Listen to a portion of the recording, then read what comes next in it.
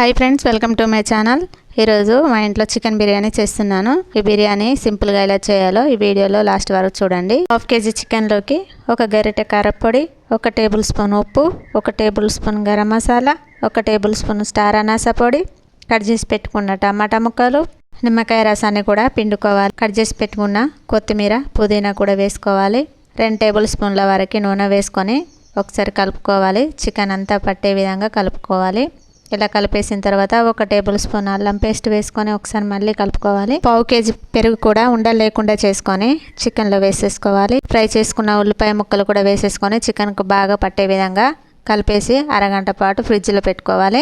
తర్వాత బిర్యానీ రైస్ కోసమని 2 లీటర్ల వరకు నీటిని తీసుకొని అందులో మనం బిర్యానీ మసాలాలన్నీ వేసుకొని కొత్తిమీర, పుదీనా కూడా వేసేసుకొని టేస్ట్ సరిపోయేంత ఉప్పు వేసుకొని వీటిని మరిగించుకోవాలి. ఇలా మరిగిన తర్వాత అడిగి పక్కన పెట్టేసుకున్న బాస్మతి రైస్ కూడా వేసి రైస్ మొత్తం సగం వరకు ఉడికించుకోవాలి.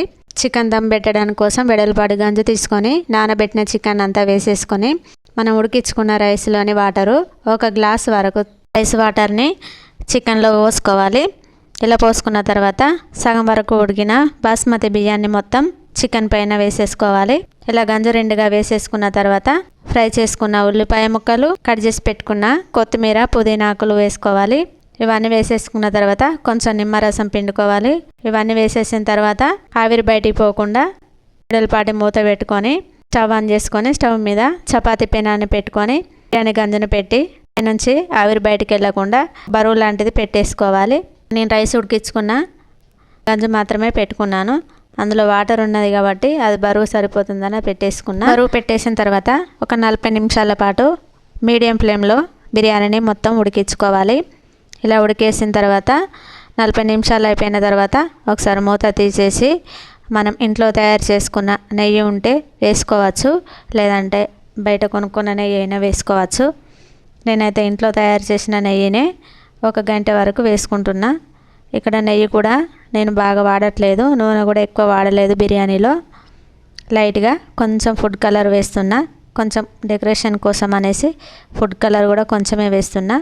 ఇలా వేసేసిన తర్వాత మళ్ళీ ఒక 2-3 నిమిషాల పాటు మూత పెట్టి ఉడికించుకోవాలి. అలా ఉడికించుకుంటే నెయ్యి అనేది బిర్యానీ మొత్తం ఫ్లేవర్గా స్మెల్ మంచిగా వచ్చేస్తుంది.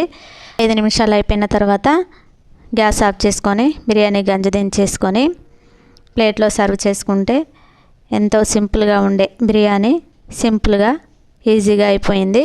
చిన్న చిన్న చికెన్ ముక్కలతోటే బిర్యానీ చేశాను కాబట్టి ఎక్కువ టైం తీసుకోదు, తొందరగా అయిపోయింది. వేడివేడిగా చికెన్ బిర్యానీ, చికెన్ పీసులు కూడా తొందరగా మంచిగా మగ్గిపోయాయి, మెత్తగా ఉడికిపోయింది చికెన్ కూడా.